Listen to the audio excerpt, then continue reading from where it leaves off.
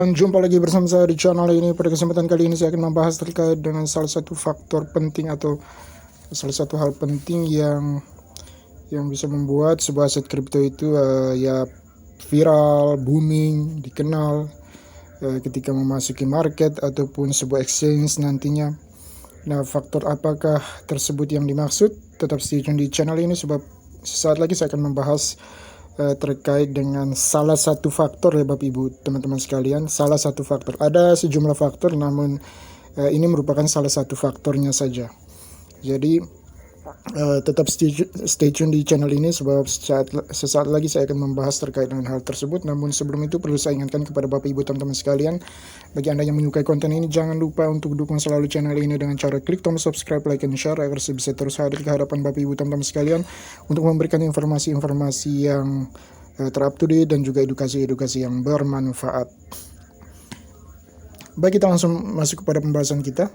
Jika kita melihat di berbagai pemberitaan media akhir-akhir ini, Bapak Ibu teman-teman sekalian pasti mendengar berita terkait kemunculan sebuah token kripto, token ASICS yang merupakan hasil karya anak bangsa, dan sosok yang paling menjadi sorotan adalah sosok fenomenal Mas Anang Hermansyah yang merupakan sosok penting dan berpengaruh di balik eksistensi token ASICS saat ini.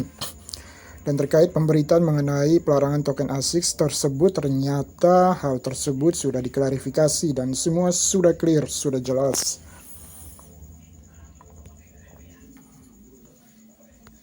Mari kita lihat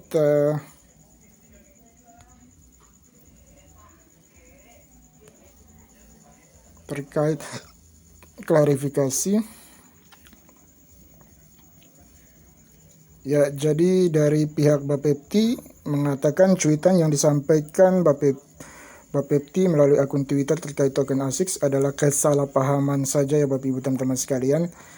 Kami meluruskan hal kemarin terjadi kesalahpahaman terkait pemberitaan. Prinsipnya ASICS itu tidak dilarang. Ya Bapak Ibu teman-teman sekalian, jadi sudah clear, sudah jelas bahwa ASICS itu tidak dilarang, hanya masih dalam proses. Ya, jadi sudah diklarifikasi, sudah jelas, sudah clear.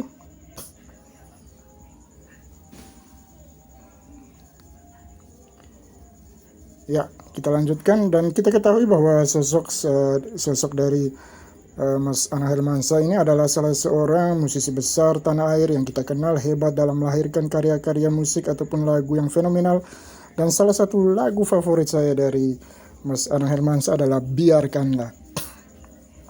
Biarkanlah ku begini, ini hidupku.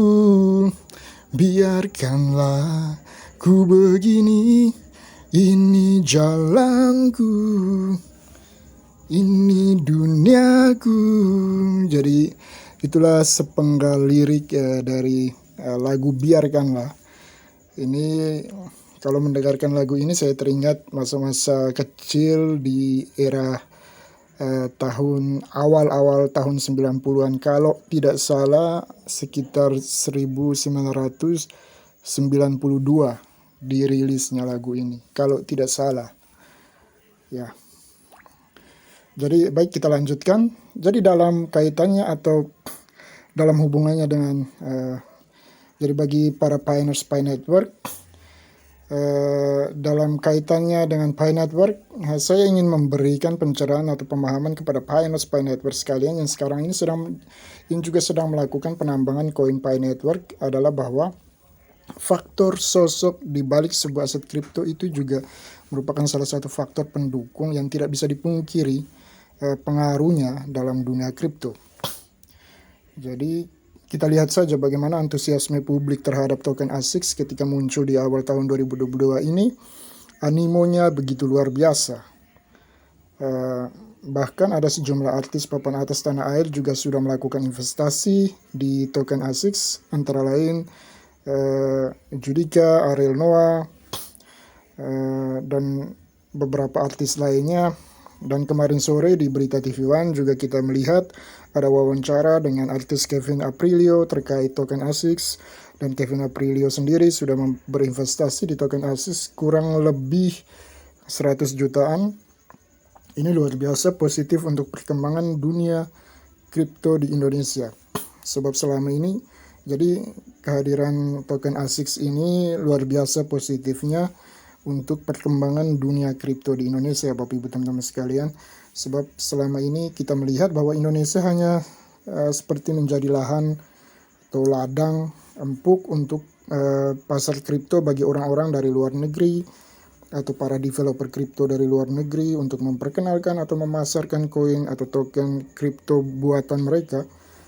Karena perlu diketahui bahwa transaksi kripto di Indonesia dalam sehari saja bisa mencapai atau menyentuh angka triliunan, sehingga prospek market kripto di Indonesia memang sangat besar.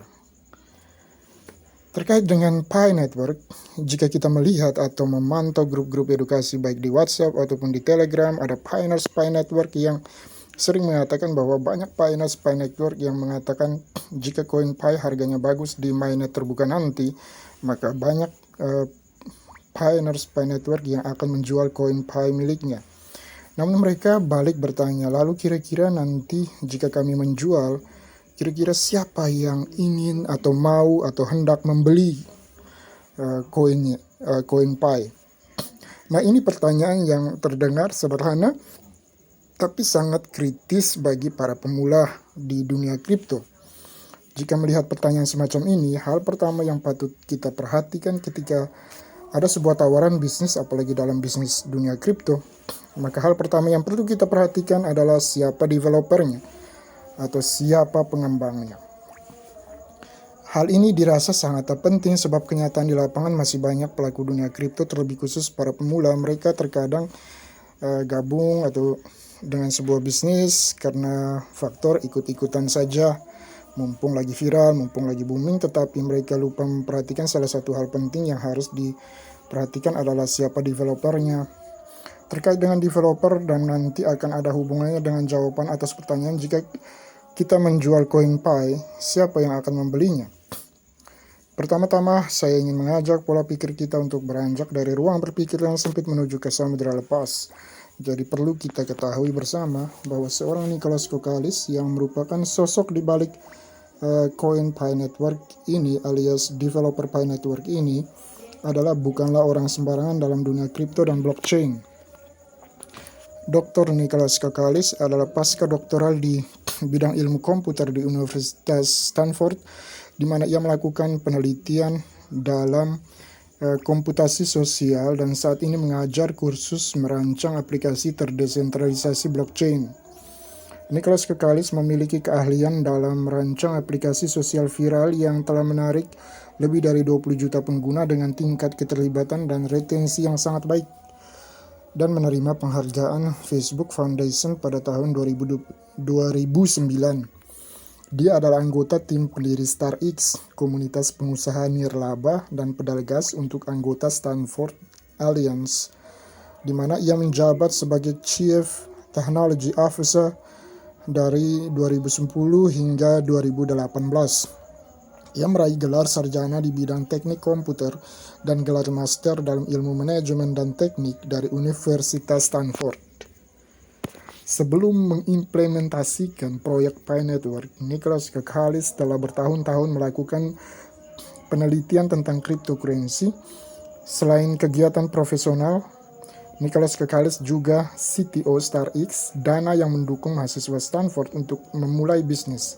Sejak didirikan pada tahun 2011, StarX telah membantu 1.300 startup yang sukses, termasuk lebih dari 700 perusahaan unicorn seperti Branch, Lime, Live 360, Patreon, Point, Cardiac Sciences. Investor dan mitra StarX termasuk Amazon, Google Cloud, GitHub, Brex, Daikin, Bank Sumitomo, Bank Silicon Valley, dan perusahaan farmasi AstraZeneca. Stanford University dan Stanford Health sendiri telah menginvestasikan 200 juta USD untuk mendanai anggota komunitas StarX. Jadi Bapak Ibu teman-teman sekalian bisa melihat sendiri faktor di balik sebuah aset kripto atau developer itu juga mempengaruhi sebuah aset kripto itu viral, booming. Jadi seperti yang saya bahas di awal tentang token ASICS, mengapa begitu cepat booming, viral, sebab ada sosok yang sudah dikenal oleh kalayak publik, yaitu Mas Anang Hermansyah. Siapa yang tidak kenal beliau, tentu semua pada kenal, sehingga begitu juga dengan Pi Network, yaitu seorang Nicholas Kakalis yang juga dikenal di dunia cryptocurrency dan blockchain, sehingga faktor sosok di balik sebuah aset kripto itu juga memberi pengaruh yang cukup signifikan terhadap sebuah aset kripto itu untuk dikenal di halayak ramai, di publik. Jadi sejak 2017 Nicholas Kakalis mengkonfirmasi bahwa StarX sedang memperluas platform akselerasi blockchain-nya sendiri, di mana semua proyek inkubasi StarX akan menjadi bagian dari platform.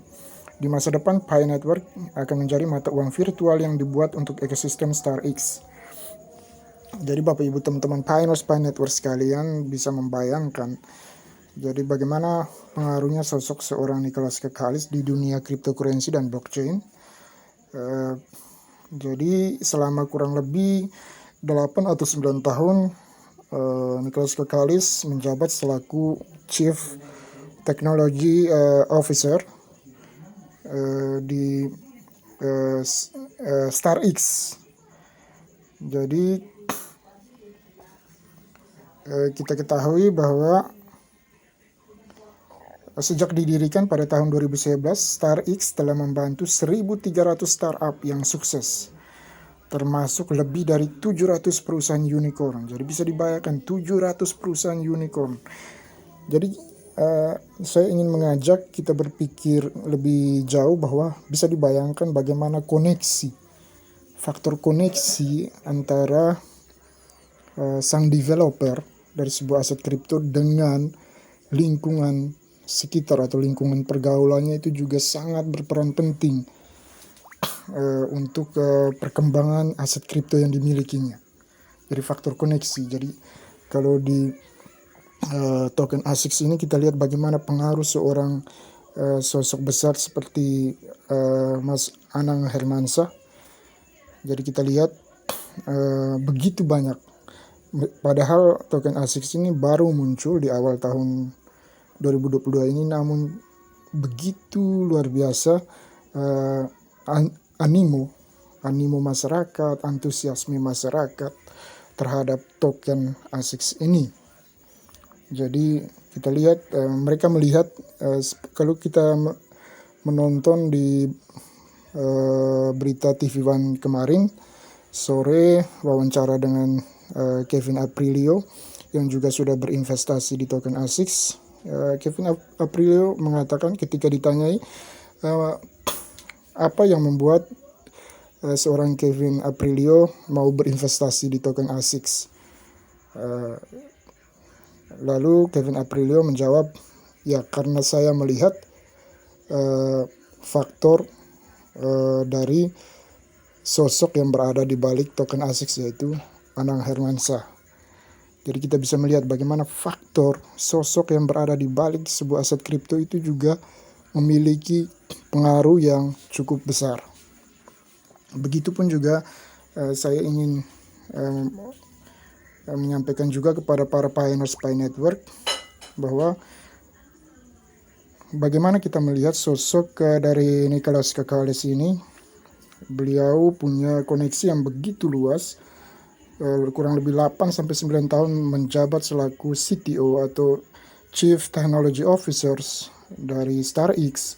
Tentu selama kurang lebih 8-9 tahun beliau memiliki koneksi yang cukup luas di dunia StarX maupun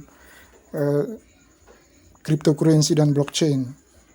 Dan ini bisa memberikan impact yang positif terhadap keberlangsungan atau perkembangan dari Pi Network ke depannya nanti, terlebih khusus ketika sudah memasuki mainnet terbuka nanti.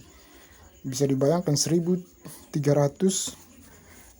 startup telah dibantu untuk sukses dari StarX yang dikepalai oleh seorang Dr. Nicholas Kakalis sejak 2010 sampai dengan 2018. 1.300 startup dan juga termasuk 700 perusahaan, bisa dibayangkan.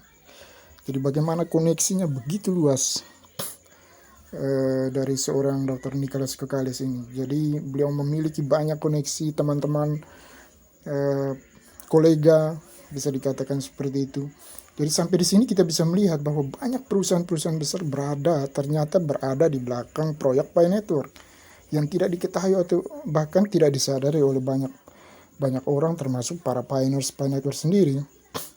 Sehingga dengan melihat komunitas dan ekosistem Pi Network yang sudah sangat besar saat ini di fase mainnet tertutup saja, sudah sangat besar, apakah Anda masih berpikir bahwa ratusan perusahaan di atas, apalagi ada nama Amazon, Google Cloud, dan lainnya, apakah Anda masih berpikir perusahaan-perusahaan tersebut hanya tinggal diam dengan melihat fenomena dan potensi Pi Network yang begitu luar biasa sekarang ini, viral booming di seluruh dunia? Apakah Anda masih berpikir bahwa tidak ada yang mau membeli koin Pi? Tentu Anda sudah bisa menemukan jawabannya.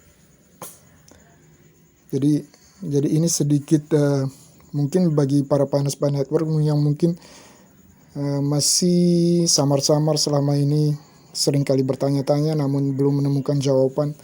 Kira-kira jika saya menjualnya nanti, ketika memasuki mainnet terbuka nanti, siapa yang ingin membelinya? Kira-kira mudah-mudahan dengan video ini bisa sedikit memberikan gambaran terkait dengan Pi Network nanti ke depannya ketika memasuki mainnet terbuka nanti. Jadi bagaimana pengaruh seorang Nicholas Kakalis luar biasa di dunia cryptocurrency dan blockchain. Jadi beliau sudah bertahun-tahun melakukan penelitian di bidang cryptocurrency dan bahkan track record menterengnya juga luar biasa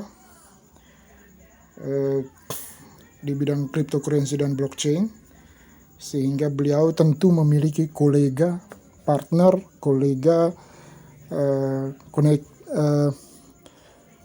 semacam bisa dikatakan koneksi yang begitu luas selama beliau terjun di dunia digital selama ini, sehingga dengan melihat aset kripto yang dibuatnya, tentu saya rasa kolega ataupun koneksinya selama ini, termasuk dengan 1.300 startup ataupun 700 perusahaan yang sudah saya sebutkan tadi, tentu mereka juga pasti akan memiliki visi yang luas ke depannya terhadap Pi Network ini, sehingga tidak menutup kemungkinan juga siapa tahu mereka juga akan berinvestasi di Pi Network nantinya. Jadi bisa dilihat bagaimana pengaruh seorang sosok yang berada di balik sebuah aset kripto itu juga sangat berpengaruh. Itu hanya merupakan salah satu faktor saja ya Bapak Ibu teman-teman sekalian. Jadi ini hanya merupakan salah satu faktor saja. Jadi semoga apa yang saya jelaskan pada kesempatan kali ini sedikit bisa membuka ruang pemahaman dari para pioneers Pi Network sekalian tentang bagaimana potensi Pi Network ke depan setelah memasuki mainnet terbuka nantinya. Semoga bermanfaat. Kurang dan lebihnya saya mohon maaf yang sebesar-besarnya. Sebelum saya mengakhiri pertemuan kita pada kesempatan kali ini, perlu saya ingatkan kembali kepada Bapak Ibu teman-teman sekalian, bagi Anda yang menyukai konten ini, jangan lupa untuk dukung selalu channel ini dengan cara klik tombol subscribe, like, and share agar saya bisa terus bersemangat untuk hadir memberikan informasi-informasi yang ter-up-to-date dan edukasi-edukasi yang bermanfaat ke hadapan Anda sekalian. Baik, terima kasih dan sampai jumpa di video saya selanjutnya.